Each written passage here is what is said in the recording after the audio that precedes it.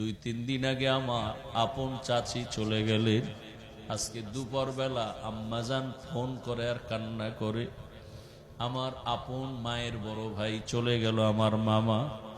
খবর শুনলাম বিছানায় অসুস্থ। মামা গতকাল রাত্রে নাকি বলে আমার মামিজানকে বলে দরজা খুলে দাও, ঘরে মেহমান আসতেছে।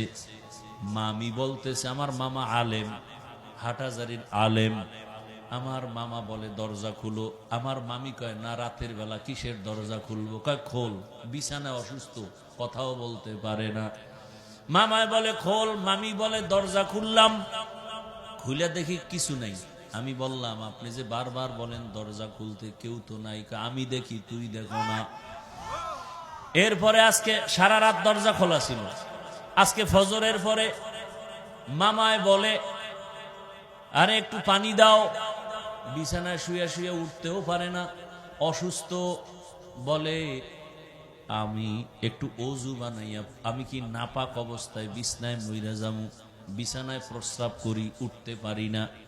লোকজনের ডাইকা আমার একটা পবিত্র বিছানা দিয়া দে। আমার মামি বলে আপনি কি খাইবেন? রান্না করবো না? কারণ আমি আজকে তো চলে যাব, রান্না লাগবে না।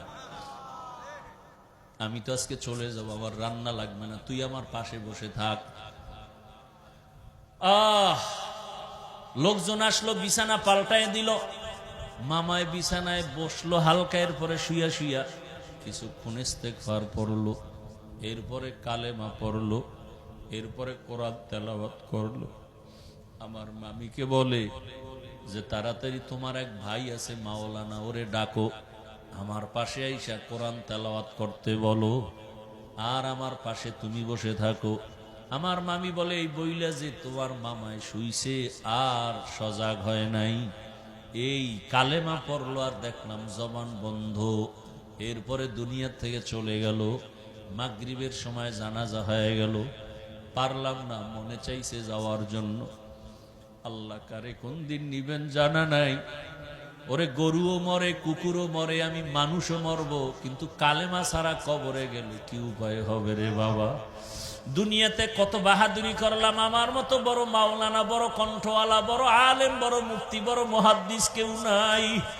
কিন্তু মরণকালে যদি আমি কালেমা ছাড়া কবরে যাই, আমার মাওলানা গিরির কোনো মূল্য রইল না। আমার বাহাদুরি সব ধ্বংস হয়ে গেল। আমার কালেমা ছাড়া মরণ হয়ে গেলে আমার জিন্দেগির আর কোনো ভালাই নাই। ও আমার যুবক বাবারা, পর্দার আড়ালের মা বোনেরা, আমি কিন্তু বলি, আমি তোমাকে বলি না তুমি এখন স্কুল ছেড়ে দাও, বরং ওখানে থাইকা তুমি ডাক্তার ইঞ্জিনিয়ার হও, বেয়াদব হইও না। বাবার দোয়া, শিক্ষকের দোয়া, ওস্তাদ আলেম ওলামার দোয়া নিয়ে চলো, বেয়াদবি করিও না। তোমার মতো কত যুবক জেনারেল লাইনে পড়িয়া 5 ওয়াক্ত নামাজ পড়ে, চাকরি করে, ব্যবসা করে, ড্রাইভারি করে, নাই? তুমি তোমার বিবেকটাকে জিজ্ঞাসা করো, তুমি কেন পারো না?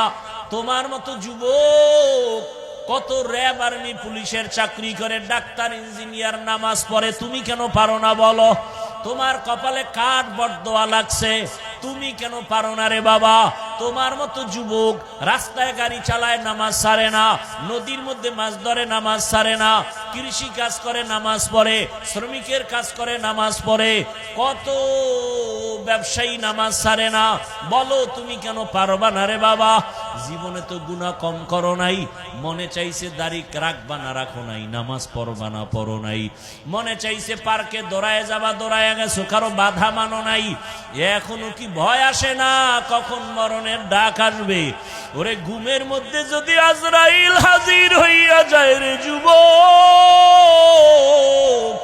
ওই মাকেও পাবি না, বাবারেও পাবি না, একা একা কবরে চলে যাবি।